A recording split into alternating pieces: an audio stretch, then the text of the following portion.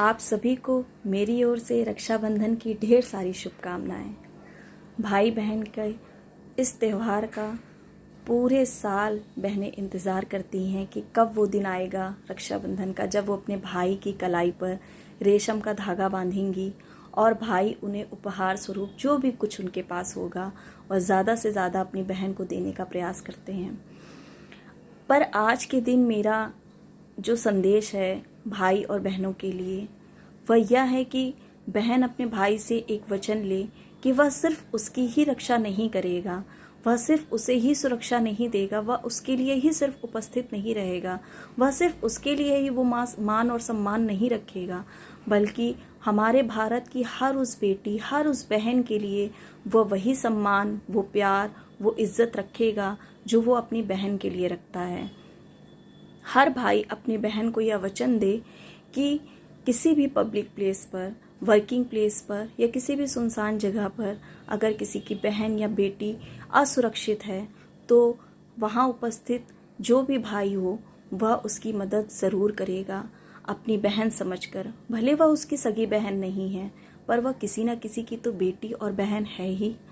आज आप social media पर एक मौमिता कांड देख रहे होंगे, जिनके बारे में मैं भी रोज़ ही अपडेट देखती हूँ सोशल मीडिया और टीवी पर। तो जो भी उसमें आ रहा है, कितनी निर्ममता और बर्बरता के साथ उस बहन के साथ कितना गलत कृत्य किया गया है। और मुझे तो ये नहीं समझ में आता कि माता पिता अपने बच्चों को क्या सीख दे रहे हैं। उनके संस्कारों में, उनकी शिक्षा में कहीं ना कहीं कुछ तो कमी है कि जब बच्चा बड़ा हो जाता है तो वही लड़का अपने बहन को तो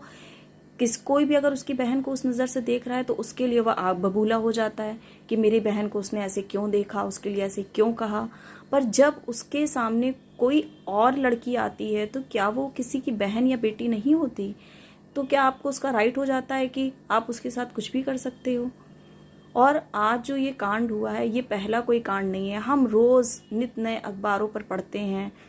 टीवी पर देखते हैं, मोबाइल पर, फेसबुक, यूट्यूब, हर जगह पे देखते हैं कि कहीं ना कहीं, चाहे वो छोटी बच्ची हो या बड़ी लड़कियां हों, हमारी हर बेटी कहीं भी सुरक्षित नहीं है। आजकल पिता, भाई, कोई भी उन्हें किसी भी नज़र से देखने से बच ही नहीं रहा है। उनके साथ उन्हें जो कुछ करना है वह बिना सोचे समझे उनके साथ कर जाते हैं। आज मौमिता के साथ जो कुछ भी हुआ और जिस लड़के ने उसके साथ ये किया, वह पुलिस में एक छोटे से पद पे कार्यरत था,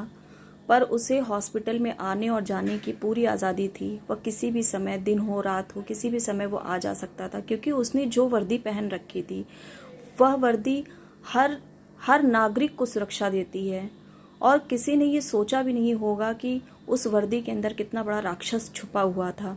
जो एक डॉक्टर के साथ ऐसा कर गया। लड़की के साथ वो एक डॉक्टर भी थी, कितने ही रोज़ वो मरीज़ों को देखती होगी, उनका इलाज कर रही थी। और उस लड़के ने एक बार भी नहीं सोचा कि मैं जिस लड़की के साथ ये करने जा रहा हूँ वह एक डॉक्टर है और आगे भविष्य में वो कितने लोगों का इलाज करती, पर वह खुद को ही नहीं बचा पाई। तो कहीं ना कहीं उस लड़के की शिक्षा में, संस्कार में कितनी कमी होगी।